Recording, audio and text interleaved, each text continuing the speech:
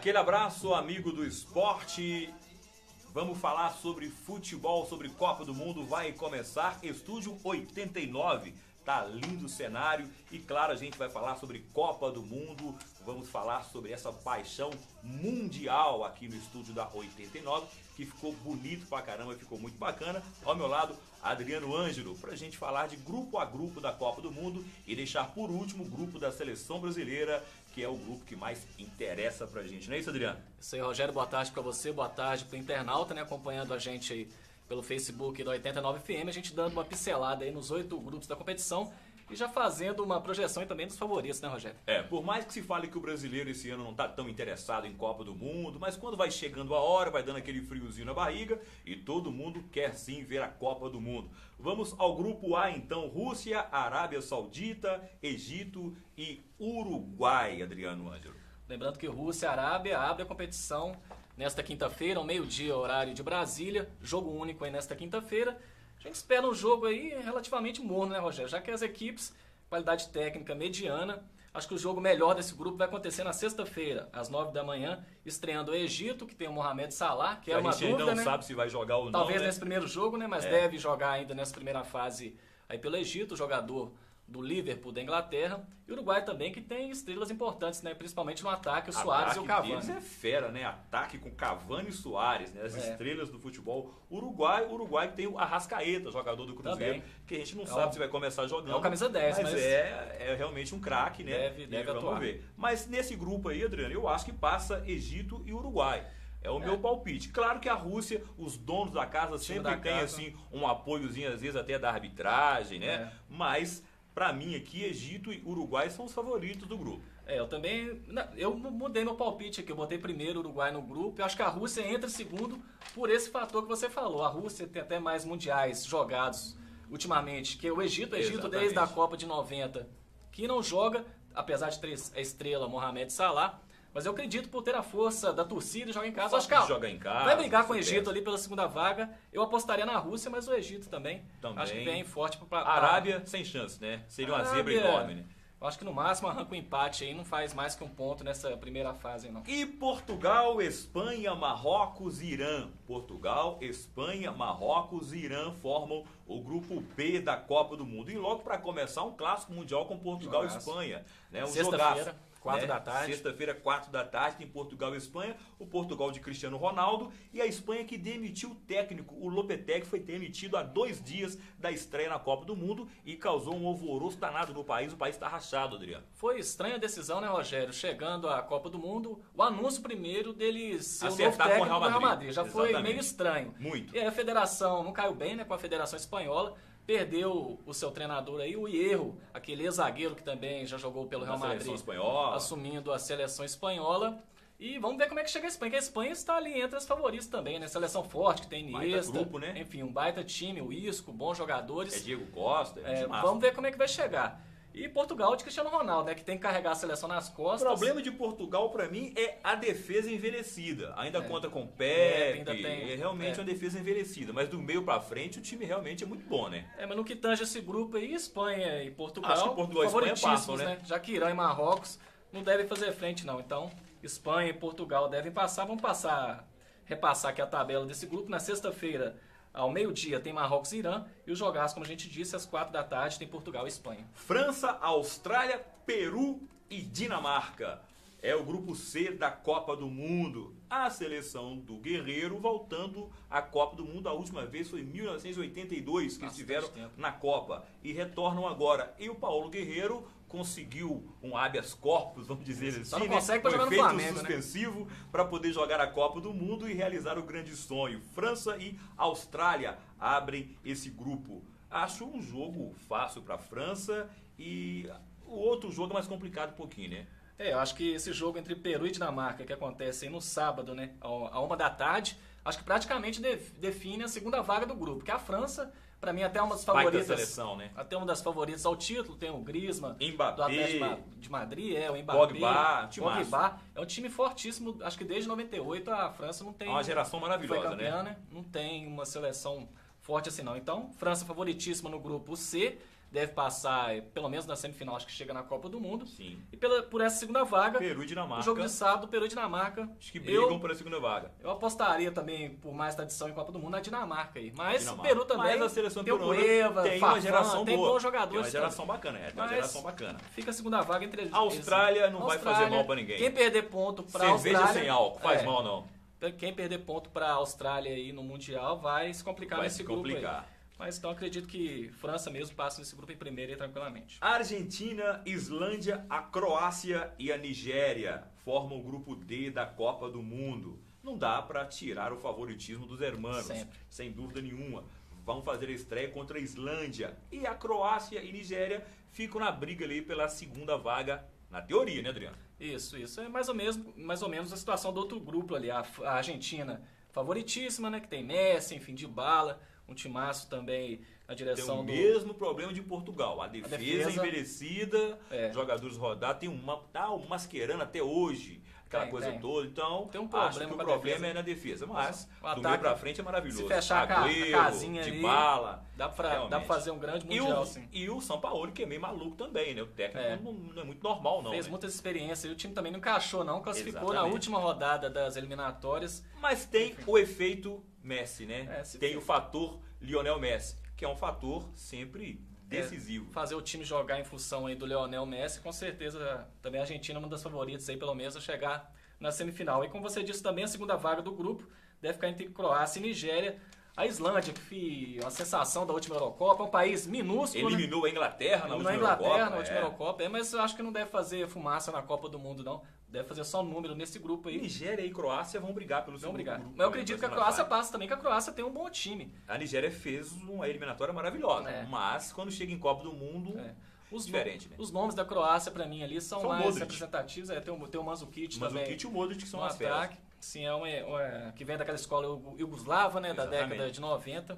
Então eu acho que passa a Argentina e Croácia, apesar dos africanos, a gente sempre gosta, né, do estilo deles. Irreverente. A irreverência, a alegria, aquela coisa compromissado toda, com a... alegria nas pernas, como diria o Filipão. Lembra até um pouco, como dizem, o futebol sul-americano, brasileiro, mas eles não têm comprometimento com a tática. Com a questão tática. Às vezes tá bem no jogo, larga a defesa. A disciplina tática eles não têm absolutamente nenhuma. Pedem isso aí. A gente lembra de outras Copas que marcaram a época, Camarões, enfim. Eles têm aquele futebol ali alegre, mas com a tática não se comprometem muito. Vamos dar um salto então para o grupo F, porque o grupo E a gente analisa por último, que é o grupo do Brasil. Isso. Alemanha, México, Coreia do Sul e Suécia. É o grupo F da Copa do Mundo.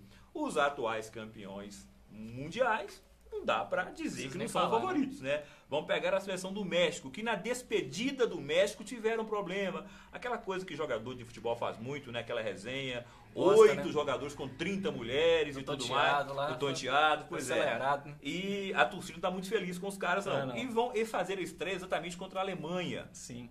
O jogo é domingo, meio-dia, Alemanha e México. A Alemanha vem com a seleção um pouco renovada da última Copa do Mundo, mas vem com uma base muito forte. O técnico Joaquim Low também há muito tempo à frente da seleção, hein? Comanda a equipe. Mas continua as feras, né? O Royce, o Khedira, o Miller no ataque, ali, que já tem muitos gols em Copas. O Hummels na zaga, o Neuer, né? o goleiro Neuer, que estava machucado durante 8 meses sem jogar, né? Bayern, mas foi convocado e vem atuando até bem nos últimos amistosos, enfim. A Alemanha também sempre vem forte, tem muita camisa em Copa do Mundo, em busca do pentacampeonato. Se vencer, empata com o Brasil. E o México, aquela história, né? O México chega em Copa do Mundo, faz um brilhareco, mas não consegue ir muito longe. Mas eu acho que a segunda vaga do grupo aí deve ficar com o México. Que ou tem Coreia do Sul e Suécia. A Suécia não tem o Ibra, né? Não tem o Ibrahimovic, que até disse uma frase com bastante humildade: a Copa do Mundo sem a minha presença não é a mesma. Que ele é peculiar, né? Que ele é peculiar, a humildade do Ibra. Mas, sem dúvida nenhuma, eu acho que a Suécia vai brigar com o México. Vai brigar com o México ali também, a situação. Mas a Coreia do Sul... É importante os brasileiros ficarem atentos a esse grupo, que o adversário do Brasil, o Brasil classificando, pega... Exatamente. Pode ter um Brasil e Alemanha. Se o Brasil fica em primeiro, a Alemanha em segundo, tem um Brasil e Alemanha. Mas o risco é pequeno. É pequeno, né? O risco é pequeno. Mas existe o cruzamento. O adversário do Brasil, com certeza, sai desse grupo. Então, pode ser um Brasil e México aí na segunda fase. A Tunísia, o Panamá... Bélgica e Inglaterra formam o grupo G da Copa do Mundo. É Tunísia e Panamá, não vejo como chega, adversários para a Bélgica e a Inglaterra nesse grupo, não. Para perder de pouco, né, Rogério? A Bélgica é a seleção promissora, né? Em 2014 chegou até as quartas de final e tem uma seleção fortíssima. Vamos repetir, tem uma geração maravilhosa jogando em grandes clubes europeus, mas quando se juntam para formar a seleção belga, não é a mesma coisa. Mas o time é muito forte, o time da Bélgica também está ali nessa prateleira ali que briga por uma vaga na semifinal do Mundial. Bélgica do goleiro Courtois, que atua no Chelsea. É do Hazard. O Hazard, camisa 10 do Chelsea também. O De Bruyne campeão no Manchester City, joga demais. Pra mim tá no top 5 aí do futebol mundial, joga demais o De Bruyne. Tem o Lukaku também. E o time o Lukaku é o maior artilheiro da história belga agora. Matando ele a pau, é muito faz forte. muito gol, Fez 2 gols no último amistoso contra a Costa Rica aí na última segunda-feira. A Bélgica venceu por 4-1. Enfim, é um time muito forte. Eu acho que a Bélgica deve ficar em primeiro e a Inglaterra. Eu acho que a Inglaterra fica em segundo nesse Tá com a seleção renovada, acho que fica em segundo. A lógica é essa aí. Bélgica e Inglaterra não tem muito segredo nesse Panamá e Tunísia só para completar os 4 do grupo mesmo. Encher linguiça, como Grupo H da Copa do Mundo tem a Polônia, a Colômbia, o Japão e o Senegal. Vamos lá, tem a Polônia, Colômbia, Japão e Senegal. Adriano, Colômbia e Polônia, Japão e Senegal. É um grupo assim onde não dá para apontar um favoritaço. Não tem. Eu vou citar nosso amigo Heitor Bento, ali tá no Facebook, ele acompanhando a gente, né? Conheço o Heitor e perguntou quem é Ibrahimovic, mas com certeza é uma brincadeira dele. Tá. Quem é Ibrahimovic? Foi na Copa, quem é o Ibra? Na Copa do Japão, da Coreia, quem perguntou isso foi o Noronha. Quem é o Ibra, né? Quem é esse tal de Ibrahimovic? Quem tá de Ibrahimovic? Teve uma situação dessa, eu vou contar daqui a pouco, na hora que a gente falar do grupo do Brasil, com o técnico da Costa Rica também, ele fez uma situação dessa. Um abraço aí pro Heitor. Vamos voltar falando aqui do grupo H com Colômbia, Japão e Senegal. Eu acho que a Colômbia também tem mais tradição em Copas aí, deve ficar em primeiro. Colômbia que tem o Quadrado da Juventus, Rames Rodrigues, foi artilheiro do último Mundial. Então acho que deve passar em primeiro. Em segundo, acho que a Polônia, do Lewandowski, grande atacante do Bayern de Munique, joga demais também. Muito. Então é um dos candidatos aí, matadores da Copa Japão e também. Senegal, você acha que podem oferecer algum perigo? Só se for surpresa no grupo aí, mas acho que não... Também não chega, não. E agora vamos voltar ao grupo do Brasil. O grupo do Brasil, que é o grupo onde a gente tem mais atenção. O grupo E, com Brasil, Suíça, Costa Rica e Sérvia. Brasil, Suíça, Costa Rica e Sérvia. Estreia domingo, né? Estreia domingo, Brasil e Suíça. Moçada que é do churrasco aí. A moçada que é do churrasco, vai começar a acelerar cedo. Meu amigo Jefão já encomendou aquela gelada. Né? E sem dúvida nenhuma o Brasil chega para essa Copa do Mundo, Adriano, como na sua opinião? Mais preparado do que na última Copa, que foi jogada no Brasil? Eu acho que sim, né, Rogério? Até porque depois do 7-1 a música picou ali pro pessoal correr e se preparar. Vem muito mais bem preparado e também pelo treinador, né? Que o Tite é muito mais treinador que o Filipão. O senhor Adenobach. Vem sem aquele oba-oba, que a seleção brasileira sempre quando foi com oba-oba pra Copa, nunca ganhou. Então quando a seleção vai mais cobrada, o time chega mais forte, mais focado, mais concentrado.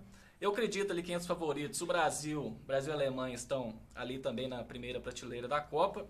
Então o time vem muito forte. O Neymar mostrou a preocupação grande com ele, né? Que ele ficou 3 meses fora, voltou bem da contusão e no pé, tá voando. O Neymar é um cara extra classe. Sem dúvida nenhuma. Tem gente que não gosta, mas o cara é um Você monstro. pode não gostar do comportamento do Neymar, aí não direito joga não. Mas não dá pra falar que o cara não joga nada. Bem forte o Brasil, capitaneado por ele. Só ele não prender demais a bola também. Às vezes ele prende um pouco demais a bola. Mas eu acho que melhorou bastante. Melhorou. Acho que melhorou muito. Houve uma fase realmente que é igual aquele cara aí na peladinha. Você sai num time muito ruim, aí você pensa assim, se eu não resolver, tamo lascado. Aí o cara segura demais a bola. Pior. Não é o caso agora. O Brasil tá jogando um futebol mais conjunto. Mas o Brasil vem muito forte aí também. Não tem só o Neymar, tem Gabriel Jesus, Felipe Coutinho. Acho que a geração é muito boa, A defesa é forte. A defesa é forte. Apesar da ausência do Daniel Alves, sim, né?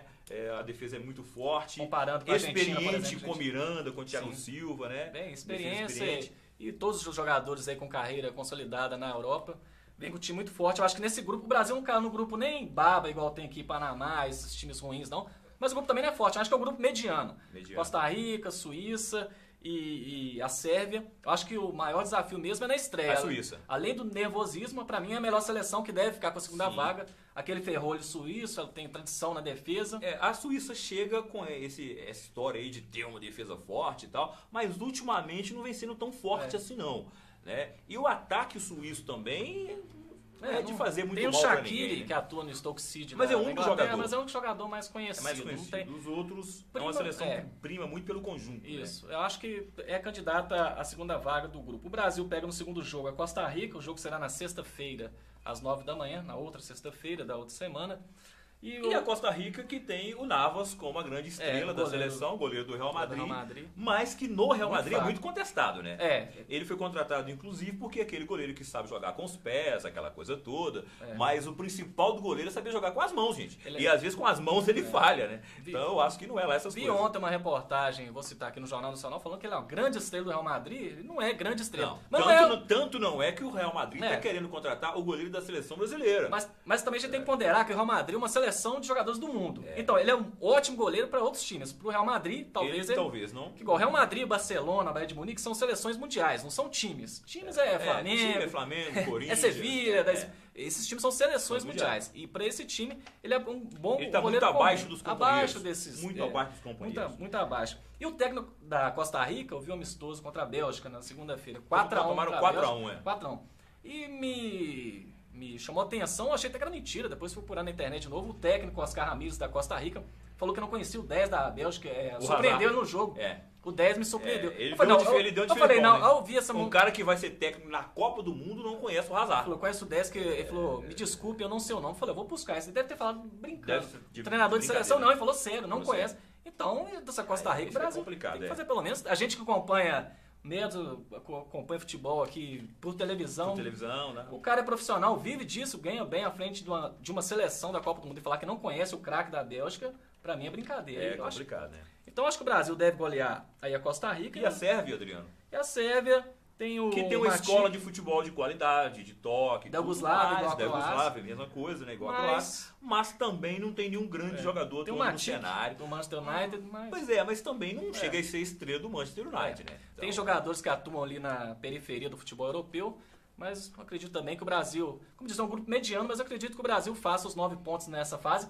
Se fizer pouco, vai ser 7 pontos. Só se empatar com a Suíça. E fazer uma primeira fase boa na Copa do Mundo ganha muito confiança para a fase de mata-mata. O esquema tático da seleção brasileira, o 4-1-4-1, é o que o Tite gosta de iniciar os jogos. É o 4-1-4-1. Apenas com Gabriel Jesus na frente como referência. Que não chega a ser uma grande referência, porque ele se mexe muito, ele se movimenta bastante. Não é estático, aquele não é muito grandalhão, não. Mas o que me impressiona muito na seleção brasileira é o que vem de trás. Né? Não o Gabriel Jesus na frente, né? Porque você tem o Felipe Coutinho, o William, o Neymar, o Paulinho que chega muito na área, né?